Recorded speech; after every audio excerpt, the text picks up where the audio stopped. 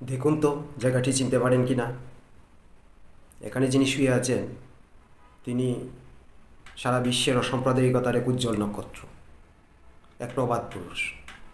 তার সম্পর্কে বলতে গিয়ে তার প্রথম জীবনীকার বসন্ত কুমার পাল বলেছেন, তিনি হিন্দু কি মুসলমান আমিও স্থির বলিতে অক্ষম। সুনীল গঙ্গোপাধ্যায় বলেছেন, তিনি ধার্মিক ছিলেন কিন্তু বিশেষ কোনো ধর্মের রীতিনীতি পালনে বিশেষ আগ্রহী ছিলেন না।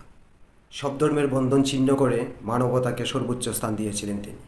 সুধীর চক্রবর্তী লিখেছেন, কাঙ্গাল হরিনাথ তাকে জানতেন, মীর মশাররফ তাকে চিনতেন, ঠাকুরদের হাউসবোটে যাতায়াত ছিল। লেখক জলধর সেন বা অক্ষয় কুমার মৈত্রীও তাকে সামনাসামনি দেখেছেন কতবার, গান শুনেছেন, তবুও বলতে পারেননি তার বংশ পরিচয়, বংশধারা বা ধর্ম। রবীন্দ্রনাথ ঠাকুর বলেছেন, একজন বাউল সাধক যিনি হিন্দু, মুসলিম, বৌদ্ধ, জৈন সব ধর্মের সমন্বয়ে কী যেন একটা বলতে চেয়েছেন। আমাদের সবারই সেদিকে মনোযোগ দেওয়া উচিত।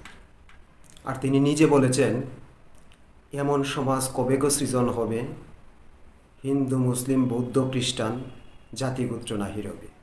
কেউ মালা কেউ তসবি গলায়, তাইতে যে জাত ভিন্ন বলায়, যাওয়া কিংবা আসার বেলায় জাতের চিহ্ন রয় কার্যে।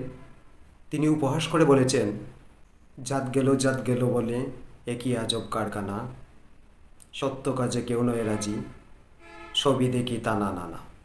গোপনে যে বেশ্যার ভাত খায়, তাতে জাতের কি ক্ষতি হয়, লালন বলে জাত কারে কয়, এই ভ্রম তো গেল না রে।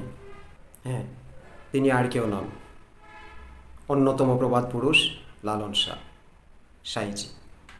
তার মৃত্যুর পর থেকে আজ অবধি সারা বিশ্বে তাকে নিয়ে চলছে গবেষণা।